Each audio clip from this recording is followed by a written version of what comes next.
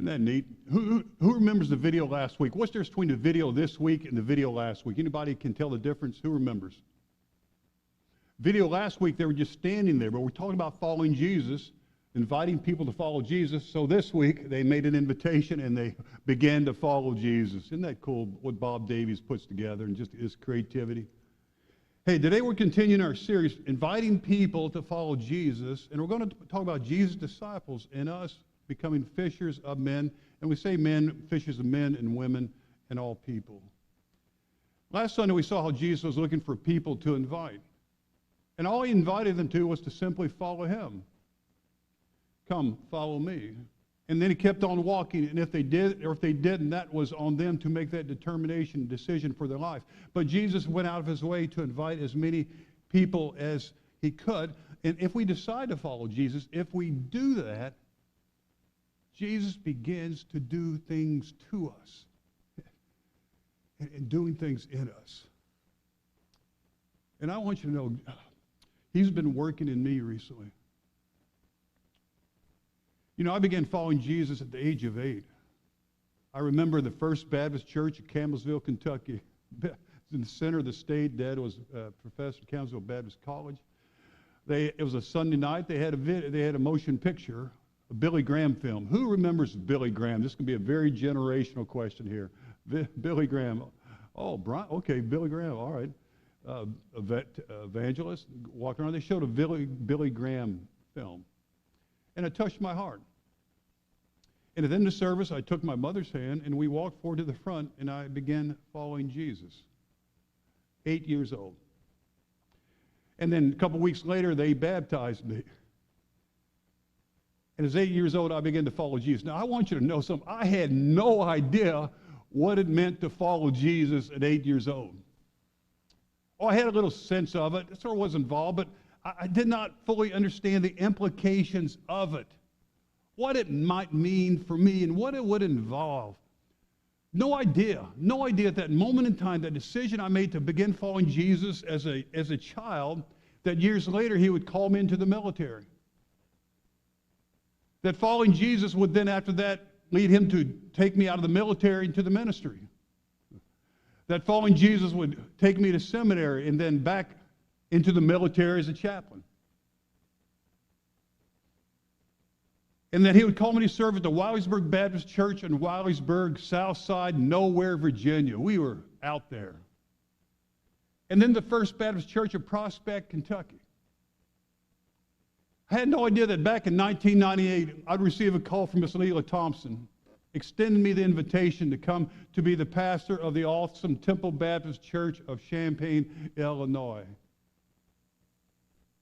To come and to minister and to share and to be community here. No idea that now, almost 58 years later, after I made that first decision of following Jesus at the age of 8, I would have the amazing privilege and honor to talk to us together about following Jesus too. And 2,000 years ago, Jesus' first disciples had no idea that if they decided to follow Jesus on this fateful day, that it would mean they'd have to leave their fishing gear and their fishing nets behind and begin to follow Jesus and become fishers of men. And we pick up back in Matthew 4:18. As Jesus was walking beside the Sea of Galilee, he saw two brothers, Simon called Peter and his brother Andrew, and they were casting a net into the lake, for they were fishermen. Come follow me, Jesus said, and I will make you fishers of men.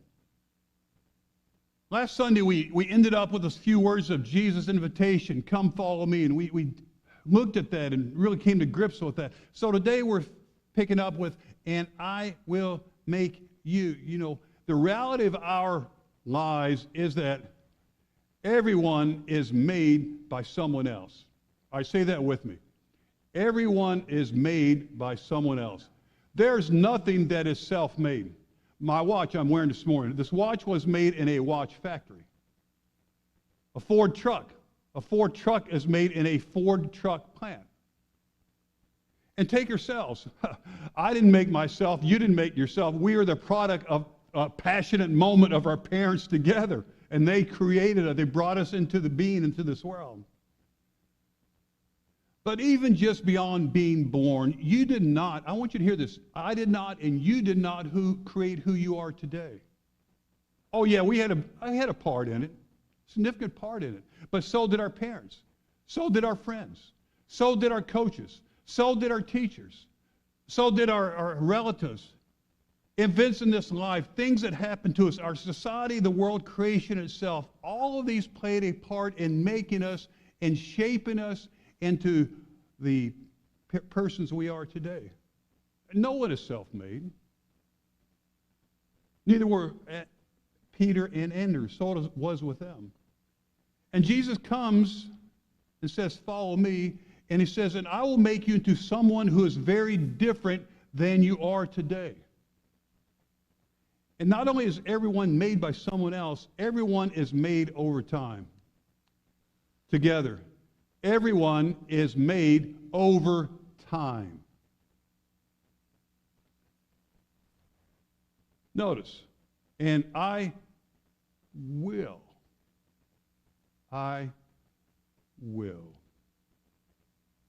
In other words, that day, Peter and Andrew were not yet the kind of men Jesus needed them to be.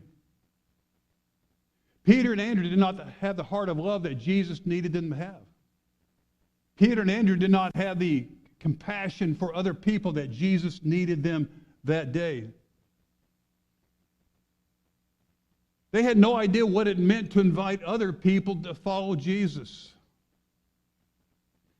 So Jesus says, if you follow me, I'm going to do something to you, and I'm going to do something in you, so that over time, day by day, as we walk together, you follow me through the years, you will become the kind of men and the women I need you to be.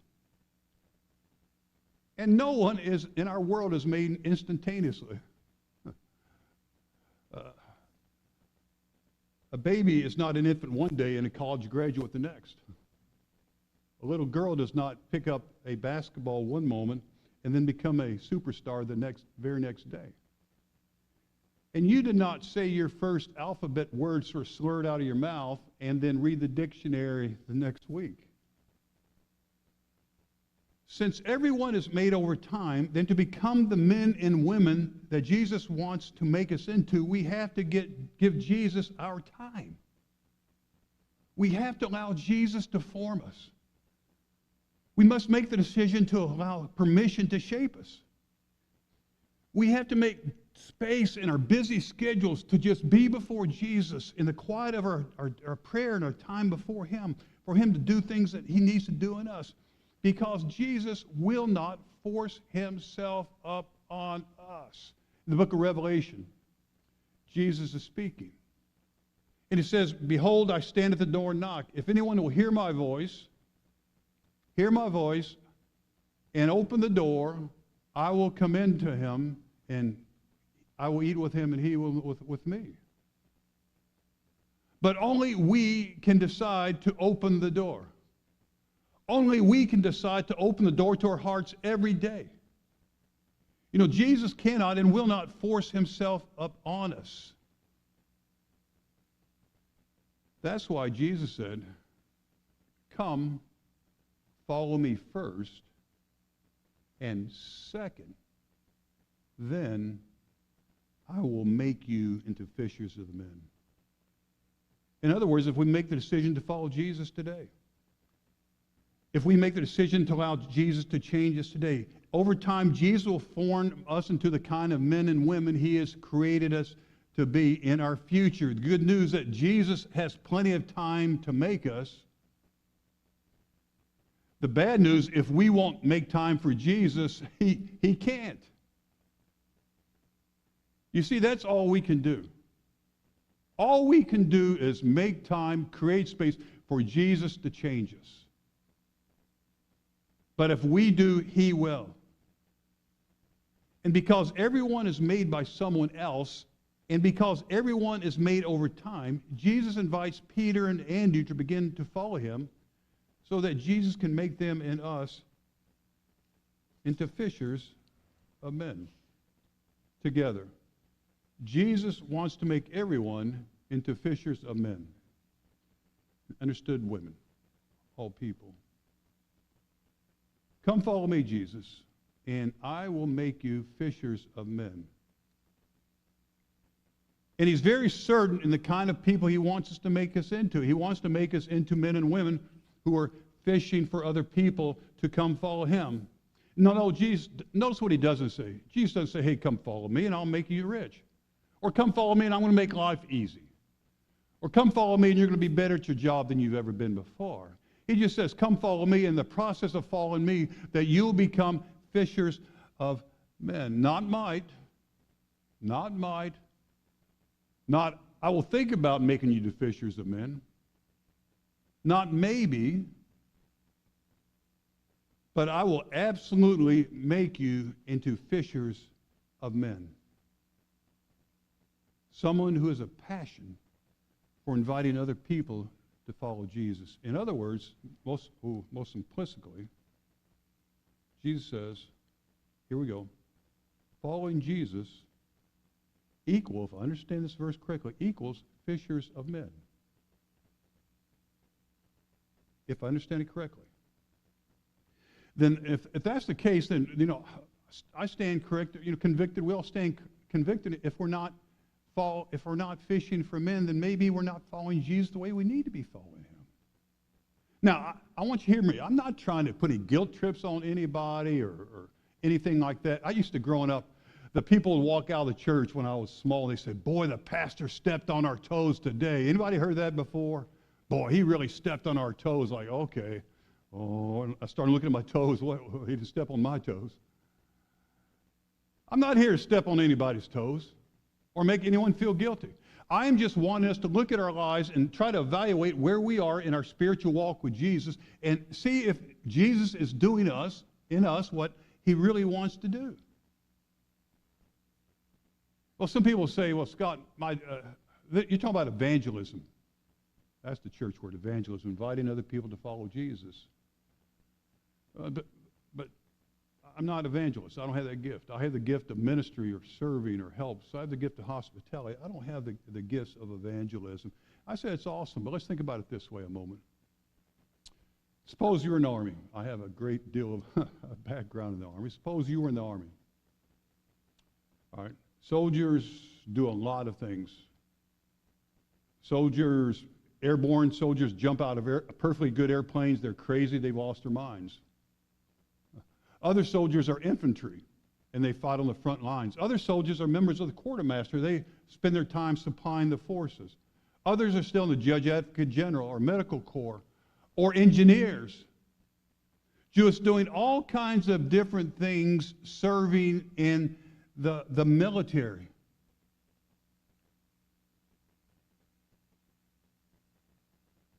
But no matter what they do and what their specialty area is, they are all still soldiers.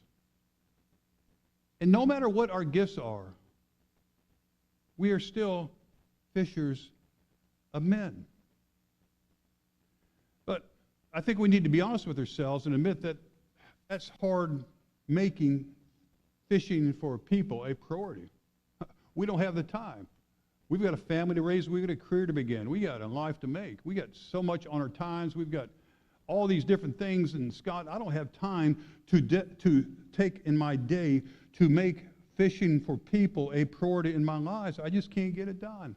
But you know what I've always found? I know it's true in my life, so I'm assuming it's going to be true in your life. We always have enough time to do the things we really love to do. Right? If we're honest with ourselves, we always have enough time to do the things that we really love to do. And if we're not fishing for people, I wonder if it's because we don't love them enough. But the problem is, I do not have the ability to love people enough. You do not have the ability to love people enough. We can't get there to love people the way Jesus wants us to love people. It's only as we make ourselves available to people that Jesus will change us and let his love become our love. That Jesus will change us and he will make us more loving. That Jesus will change us and the compassion that he has will become our compassion. Unless we make time for Jesus to make us in the kind of fishermen that he needs us to be, who are willing to sacrifice our time, our effort, our energy for people the way Jesus sacrificed his love for us. What if Jesus said, I don't have time. I don't have time to go to the cross for you all. I don't have time to take the thorns in my brow for you all. I don't love you enough to do what God has called and created me to do, to die for you. I was talking with someone very recently. It was an interesting conversation, and I'm still trying to wrap my mind around it. I don't know what to do with it.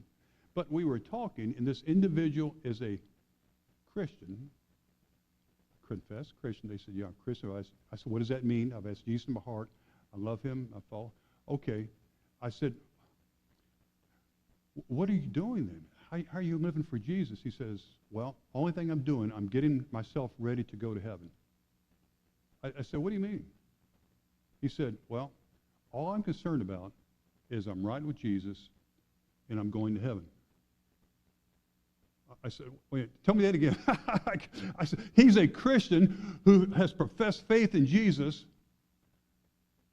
who said he's given his life to Jesus, and the only thing he's doing for Jesus is posturing himself to wait out his time to go to heaven.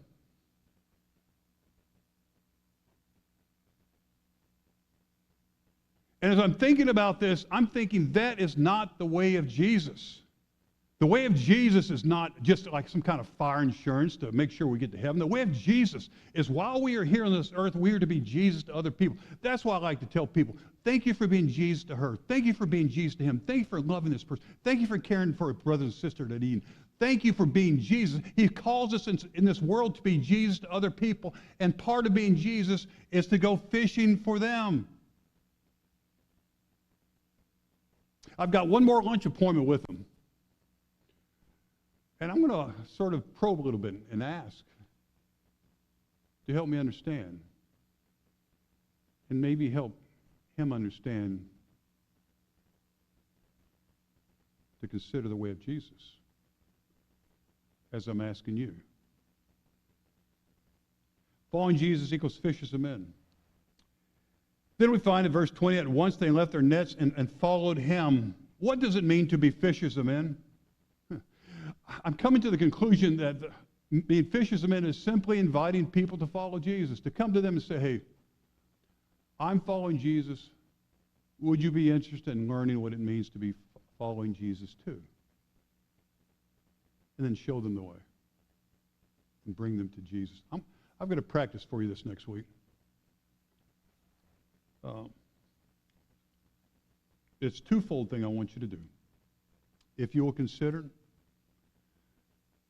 to pray that Jesus would give you the ability to take 5 minutes a day this next week. I mean, if that's too much, 2 minutes, 1 minute, but pray that Jesus give you the ability to take 5 minutes a day to come before him, not to read your Bible, maybe to pray, maybe to think about him, but come 5 minutes that he would help you make that time in the busy schedule to take a chance on this. And then to ask Jesus, and during this time, to grow your love for others. To grow your love for others. And then let Jesus do in you what he wants to do. That day, Jesus' invitation to Peter and Andrew were so compelling that at once they left their nets and followed him. And my hope is that we will too, that you will too, and we together as the Temple Baptist Church of Champaign, Illinois, would be known for that we are a church that is fishing for people, inviting people to come to Jesus and letting him do in their hearts and lives what he's done in ours. Dear God, thank you for this time we've had for worship today. You have really placed this on my heart.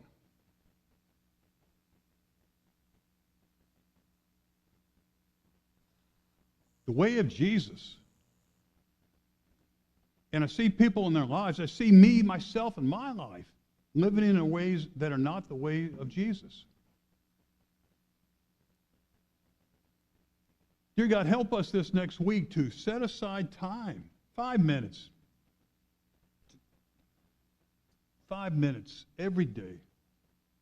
5 minutes of quiet, 5 minutes where our cell phone is in the other room, 5 minutes where the computer's off, the TV's off, 5 minutes just alone with you. And as we sit there, to pray that you would increase our love for others. And that as you were willing to sacrifice your life for us, that we might be willing to sacrifice our time, effort, and energy for them. Man, this is the way of Jesus. And all God's people said, amen.